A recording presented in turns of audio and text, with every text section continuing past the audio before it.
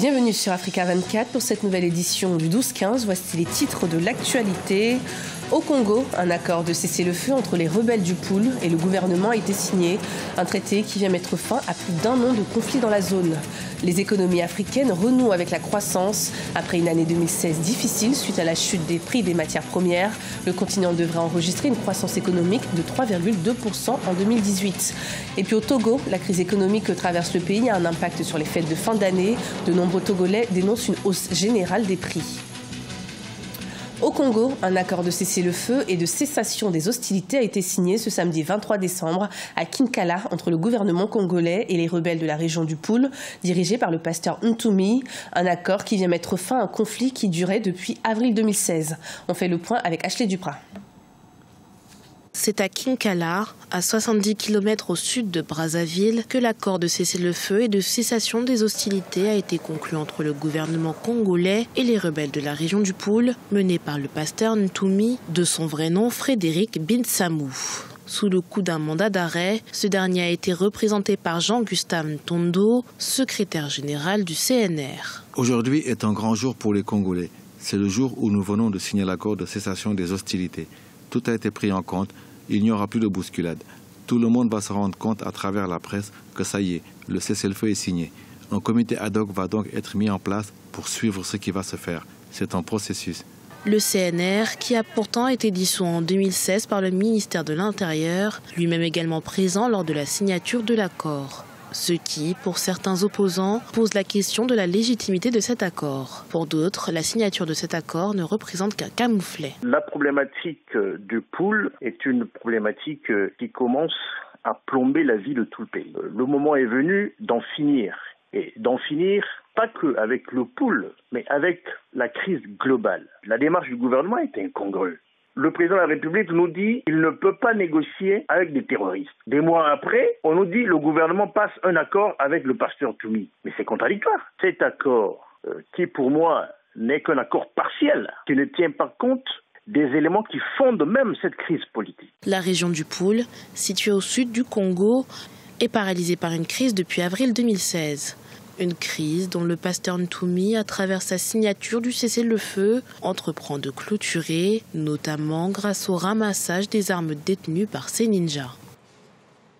Jour J au Libéria, 2,2 millions d'électeurs se rendent aux urnes ce mardi afin d'élire leur futur président. Initialement prévu pour le 7 novembre, le scrutin avait dû être reporté suite à des soupçons de fraude dénoncés par le candidat malheureux Charles Brunskine, également soutenu par le candidat et ex-vice-président Joseph Boakai.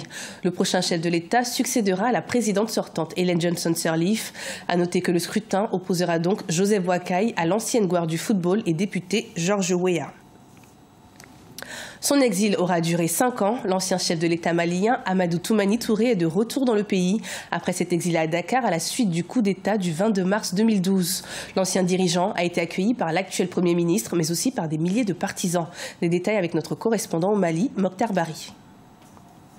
Amadou Toumani Touré est arrivé ce dimanche 24 décembre à Bamako. Exilé au Sénégal depuis 5 ans, son retour était souhaité par une large frange de la population. Le président Ibrahim Boubacar Keïta, qui avait répondu favorablement à la demande des partisans de l'ancien chef d'État, a affrété son avion de commandement pour le ramener du Sénégal. Le président ATT a foulé le sol du Mali dans une liesse populaire. Aujourd'hui, le Mali est au bord d'un précipice sans fond. Il faudrait que les Maliens comprennent qu'il est temps de ranger les rancœurs, il est temps de dépasser les passions, il faut mettre ce pays au-dessus de tout. Et pour qu'il y ait résilience, il faut cela. Sinon, nous ne nous en sortirons pas. Vous savez que le président ATT est général d'armée, il a fait l'école de guerre, il a toujours dit « j'ai appris à faire la guerre, mais je suis un soldat de la paix ». Et je crois que les Centrafricains savent cela plus que les Maliens. Il est plus reconnu dans le monde comme un homme de paix plus qu'un général. Dans les rues, les habitants de Bamako, à coups de klaxon, ont suivi le cortège jusqu'à la résidence du président Ibrahim Boubacar Keïta. Le chef de l'État et son cadet Amadou Toumani Touré ont eu un tête-à-tête. Les Maliens espèrent que ce retour d'Amadou Toumani Touré contribuera au retour de la paix. Bien sûr qu'on est content de le voir. Sentiment de joie, de satisfaction. Pour le pays d'abord. Pour le pays. Parce que vous savez, aujourd'hui, voir cette foule que vous avez vue, ça fait plaisir. Ça fait plaisir que les Maliens se retrouvent sur l'essentiel, qui est la réconciliation nationale. Donc, vous savez, ce geste qui fait que le président ATT retourne chez lui aujourd'hui, revienne chez lui, est un geste de réconciliation nationale, est un geste d'unité nationale, est un geste d'apaisement. Très contente, vraiment très contente. Je suis née au Gabon, grandi au Gabon, oui, allez-y.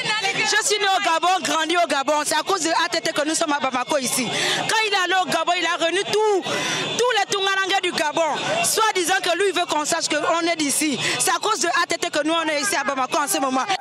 Amadou Toumani Touré devra rester quelques jours dans son pays. Une visite dans sa ville natale de Mopti, dans le centre du pays, est aussi envisagée. Cette région est en proie aux attaques terroristes du Front de libération du Massina de Amadou Koufa. Les économies africaines renouent avec la croissance, alors que l'année 2016 a été marquée par la chute des prix des matières premières, notamment du pétrole. En 2017, la croissance économique devrait se situer à 2,6% et pourrait même atteindre 3,5% en 2019. Corinne Kamdem. Après avoir enregistré sa plus forte baisse depuis des décennies en 2016, l'économie africaine a connu une hausse avec une croissance du PIB de 2,6% cette année 2017 contre 1,3% en 2016. Cette progression, les économies d'Afrique subsaharienne le doivent à la hausse des prix des produits de base. Cependant, selon les experts, les pays africains doivent faire davantage pour stimuler le revenu par habitant et créer des emplois. Nos pays doivent renforcer et approfondir les réformes macroéconomiques et structurelles pour soutenir la croissance à long terme, notamment en renforçant les institutions de croissance du secteur privé. Les économies de l'Afrique subsaharienne ont été frappées par la baisse des prix des matières premières qui a ralenti la croissance, réduit les recettes publiques et affaibli plusieurs devises sur le continent. Le principal défi ici est donc de réduire cette dépendance aux matières premières dans de nombreuses économies du continent, comme c'est le cas par exemple au Ghana, au Nigeria ou en Angola concernant les hydrocarbures. Les gens disent que l'Angola est un pays très riche, mais riche dans quel sens? Nous avons une richesse potentielle, mais ce n'est pas une richesse réelle. La vraie richesse se produit quand il y a de sérieux investissements dans l'éducation et la santé. Notre économie étant extravertie, nous achetons presque tout en dehors du territoire national.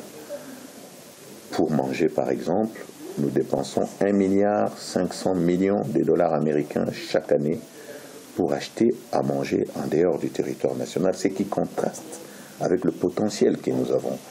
Nous avons 80 millions d'hectares de terres arables, dont seulement 10% sont mis en valeur. Après les 2,6% de croissance économique enregistrée cette année, la Banque mondiale table sur une croissance qui passera à 3,2% en 2018 et à 3,5% en 2019. Un léger rebond qui a été entraîné par la reprise de la production pétrolière au Nigeria, la hausse des dépenses publiques en Angola et l'atténuation des effets de la sécheresse en Afrique du Sud. L'institution financière exhorte les pays d'Afrique subsaharienne à la diversification de leurs économies afin de réduire cette dépendance aux matières premières. Au Togo, les fêtes de fin d'année se déroulent dans une ambiance particulière. En effet, face à la crise économique et à la hausse des prix sur le marché, rares sont les Togolais à pouvoir célébrer ces fêtes. Des explications avec notre correspondante Emefa Kofi. Au marché de Gbossimé, l'un des marchés principaux de Lomé, la capitale togolaise, l'on se bouscule peu pour les fêtes de fin d'année. Les achats ne sont pas à la hauteur des attentes des commerçantes. La mévente s'installe malgré la revue à la baisse de la taxe sur la valeur ajoutée il y a quelques semaines. De 18%, ce taux est passé à 10% sur certains produits de première nécessité. Il y a de l'argent dans le pays, mais une partie s'en est accaparée. Nous avons faim, nos maris ne trouvent pas de travail. C'est nous les femmes qui nous occupons maintenant de la maison. Enlever les vieux des administrations pour que les jeunes puissent trouver du travail. Nous venons du Ghana. Nous n'arrivons pas à payer les volailles parce que nous n'avons pas assez d'argent. Ici, au marché de volailles à Atikoumé, on se contente des rares clients qui s'approvisionnent, soit pour consommation domestique ou pour quelques restaurateurs. Au Togo, le taux de pauvreté reste encore élevé au sein de la population. Cette incidence est passée de 61,7% en 2006 à 55,1% en 2015. Sur les 5-6 dernières années, nous avons consacré 20% du budget aux infrastructures. Et En même temps, nous avons aussi le ratio, la pression fiscale qui est autour de 22%, comparé à 20% comme sur la norme communautaire. Et nous voyons en même temps que le contexte sociopolitique qui se déroule aujourd'hui risque, si cette action continue, de faire en sorte que l'investissement privé ne puisse pas prendre le relais de l'investissement public. Depuis quelques mois, l'économie togolaise est fortement secouée par l'instabilité politique qui règne dans le pays. En 2018, l'État togolais prévoit consacrer 44% de son budget essentiellement à l'assainissement des finances publiques, à l'accélération de la croissance et la prise en charge de la demande sociale. Objectif, relever les défis de la pauvreté, surtout en milieu rural, le niveau du chômage et le sous-emploi, en particulier chez les jeunes. Ce journal a été préparé par l'ensemble de la rédaction. Merci de nous avoir suivis. Retrouvez dans un instant une nouvelle édition de l'information sur Africa 24.